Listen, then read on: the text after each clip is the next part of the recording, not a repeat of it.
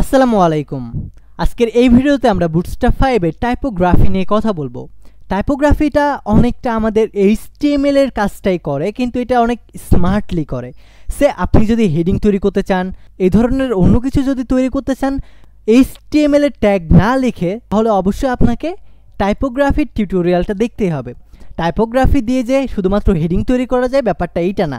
আপনি টাইপোগ্রাফি দিয়ে ডিসপ্লে তৈরি করতে পারবেন, দেন আপনি লিড তৈরি করতে পারবেন, ইনলাইন টেক্সট এলিমেন্ট তৈরি করতে পারবেন, অ্যাব্রিভিয়েশন তৈরি করতে পারবেন, ব্লক কিউ তৈরি করতে পারবেন, নেমিং সোর্স তৈরি করতে পারবেন, অ্যালাইনমেন্ট তৈরি করতে পারবেন, লিস্ট তৈরি করতে পারবেন, ইনলাইন লিস্ট তৈরি করতে পারবেন, ডিসক্রিপশন অ্যান্ড লিস্ট অ্যালাইনমেন্ট তৈরি করতে পারবেন। এক কথায় টাইপোগ্রাফির ভেতরে, অর্থাৎ আমাদের টেক্সট স্টাইল বা এই ধরনের যে সকল জিনিসগুলো আছে, এই সকল জিনিসই আমাদের এই টাইপোগ্রাফির ভেতরে বিদ্যমান। তাই আজকের এই ভিডিওটা মাস্ট বি সম্পূর্ণ দেখবেন, সাথে অবশ্যই একটা লাইক এবং কমেন্ট করবেন, বিকজ এই গরমের ভেতরে আমি ফ্যান অফ করে এই ভিডিওটা করতেছি, না হলে ভিডিওর কোয়ালিটিটা অনেক বেশি খারাপ হবে। তাই অবশ্যই একটা লাইক এবং কমেন্ট করবেন। তো চলুন শুরু করা যাক। This is Ishan from Hablu programmer.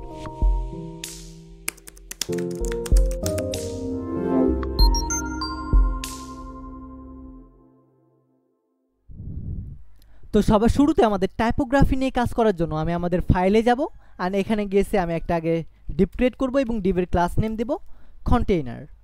And container লেখার পরে এটার ভেতরে শুরুতে আমি হেডিং 1 ট্যাগ লিখব, অ্যান্ড হেডিং 1 ট্যাগ এটা দিব, এবং এইটার পাশেই আমি একটা প্যারাগ্রাফ ট্যাগ লিখব, এবং এই জায়গায় দেব প্যারাগ্রাফ 1 প্যারাগ্রাফ, জাস্ট এতটুকু লিখব। এখন লিখে আমি জাস্ট এটাকে ওপেন উইথ লাইভ সার্ভারে দেব। এখন দেখতে পাচ্ছেন হেডিংটা কেমন দেখাচ্ছে, প্যারাগ্রাফটা কেমন দেখাচ্ছে আউটপুট। এখন আমরা টাইপোগ্রাফির ভেতরে হেডিং নামে আমাদের একটা ক্লাস আছে, যে হেডিং নামক ক্লাসটা ব্যবহার করার মাধ্যমে আমাদের সেম টু সেম আউটপুটটা দিবে যদি আমরা হেডিং ট্যাগ নাও লিখি। অর্থাৎ এই প্যারাগ্রাফের ভেতরে যদি আমি এখন h1 নামের ক্লাসটা লিখি, তাহলে আমাদের আউটপুটে দেখেন হেডিংয়ের মতোই সেম আউটপুটটা দেবে। আমি যদি এখানে যে জিনিসটা লিখছি এখানেও সেম জিনিসটা লিখি, তাহলে বুঝতে পারবেন এটা কতটা সেম। দেখেন তো আপনি বুঝতে পারেন কিনা কোনটা হেডিং ট্যাগ এবং কোনটা প্যারাগ্রাফ ট্যাগ।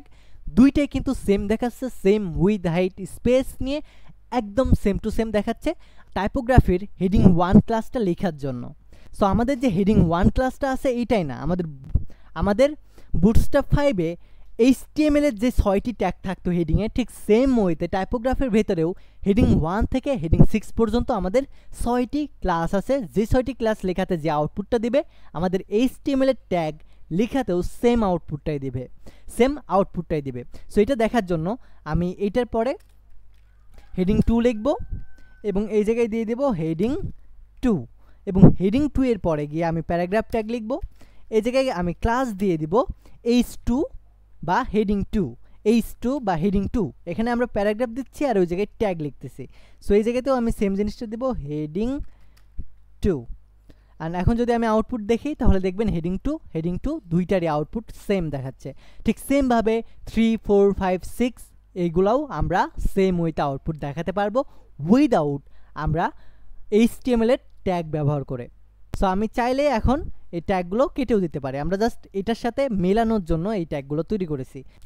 ঠিক সেম ওয়েতে আমাদের হেডিংয়ের মতো আমাদের ডিসপ্লে নামে আরও 6টি ক্লাস আছে, যে 6টি ক্লাস ব্যবহার করাতেও আমাদের অনেকটা হেডিংয়ের মতো আউটপুট দিবে, কিন্তু এটার ফন্টটা কিছুটা পরিবর্তন করবে এবং হেডিংয়ের থেকে আরও একটু বড় দেখাবে, অনেকটা এমন দেখতে পাবেন আপনারা। তো আমি ডিসপ্লে তৈরি করার জন্য জাস্ট প্যারাগ্রাফ ট্যাগ লিখব, অ্যান্ড এই প্যারাগ্রাফ ট্যাগের ভিতরে জাস্ট লিখব ডিসপ্লে 1, এবং এইটার ভেতরেও আমাদের কিন্তু ডিসপ্লে 1 থেকে 6 পর্যন্তই আমাদের ভ্যালু আছে। অর্থাৎ এটাও আমরা 1 থেকে 6 এর বেশি লিখতে পারবো না। দেখেন এটা ডিসপ্লে 1, এটার পরে আমাদের আছে ডিসপ্লে 2, 3, 4, 5, 6 এইভাবে। আমি এটাতে লিখব ডিসপ্লে 2, এখানেও লিখব 2, এখানে লিখব 3, এখানেও লিখব 3, এখানে লিখব 4, সেম 5 অ্যান্ড 6। আর এই জায়গায় যদি আমরা 7 নিই, তাহলে কিন্তু আমাদের ঠিক নর্মাল আউটপুটটাই দেখাবে। এখানে কিন্তু আমাদের 7 এর মতো যে আরও ছোট ওইটা আউটপুট দেখাবে না। দেখেন আমি আউটপুটটা দেখাচ্ছি। এখন যদি আমি আউটপুট দেখি, দেখেন হেডিং 1 and আমি এখানে 25 দিয়ে দিছি। এখন দেখেন heading 1, display 1, display 2, display 3, display 4, display 5, display 6 পর্যন্ত আমাদের দেখাচ্ছে। যখনই ডিসপ্লে 7 দিচ্ছি তখন কিন্তু আমাদের আবার নর্মাল ফন্টটা চলে আসতেছে। অর্থাৎ আমাদের এই জায়গায় হেডিং 1 থেকে হেডিং 6 পর্যন্ত যে ক্লাসগুলো আছে ঠিক সেম ওয়েতে ডিসপ্লে 1 থেকে ডিসপ্লে 6 পর্যন্তই আমাদের ভ্যালু বিদ্যমান। তো আমরা চাইলে এখন থেকে HTML এর হেডিং ট্যাগ না লিখে আমরা এমনভাবে আউটপুট দেখাতে পারবো। আর আমরা যদি এটার থেকেও বেটার কোয়ালিটি চাই তাহলে ডিসপ্লে ক্লাস ব্যবহার করব।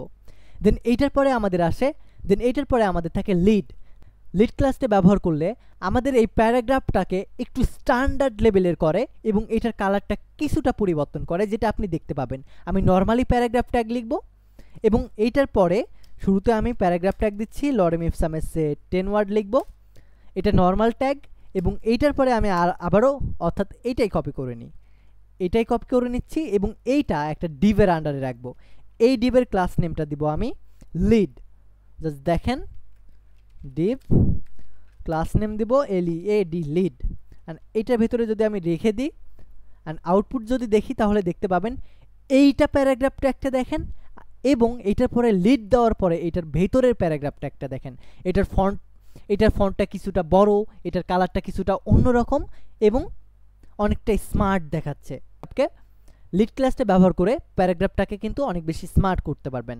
আপনি এই জায়গায় যদি ডিভ না ক্রিয়েট করে প্যারাগ্রাফেও লিখতেন তাহলেও কিন্তু আপনার পরিবর্তন হইতো। সে দেখেন জাস্ট ক্লাস লিখব LEAD লিড। দেখেন দেখেন সেম আউটপুটটাই দেখেন। তো এইটার পরে আমাদের থাকে অ্যালাইনমেন্ট। আমরা যদি আমাদের টেক্সটকে সেন্টারে, এন্ডে বা স্টার্টে নিতে চাই তাহলে আমরা অ্যালাইনমেন্ট ব্যবহার করব এই টাইপোগ্রাফির ভেতর থেকে। সে আমি শুরুতে একটা টেক্সটকে সেন্টারে নিতে চাই, সুতরাং প্যারাগ্রাফ ট্যাগ লিখব, লরেম ইফসামেস সে 5 ওয়ার্ড লিখতেছি। অ্যান্ড এটা নর্মাল আউটপুটটা আমরা দেখব। নর্মাল আউটপুট দেখেন আমাদের এটা স্টার্টে দেখাচ্ছে। আমরা এখন এটাকে সেন্টারে নিব। সেন্টারে নেওয়ার জন্য ব্যবহার করব টেক্সট হাইফেন সেন্টার। এখন যদি আমি যাই ফাইলে দেখেন আমাদের এই টেক্সটটা সেন্টারে আসছে। আমরা যদি ইনসাইডে নিতে চাই অর্থাৎ শেষের দিকে নিতে চাই তাহলে আমরা এই জায়গায় লিখব টেক্সট হাইফেন এন্ড। দেখেন আমাদের ইনসাইডে চলে গেছে। এবং আমরা যদি আবার শুরুতে আনতে চাই তাহলে এই জায়গায় জাস্ট দেব টেক্সট হাইফেন স্টার্ট, যেটা আমাদের নর্মালি থাকে। এটা আমাদের নর্মালি শুরুতেই থাকবে। তো এই ছিল আমাদের টাইপোগ্রাফি টিউটোরিয়াল। আই হোপ এখান থেকে আপনি নতুন অনেক কিছু শিখতে পেরেছেন।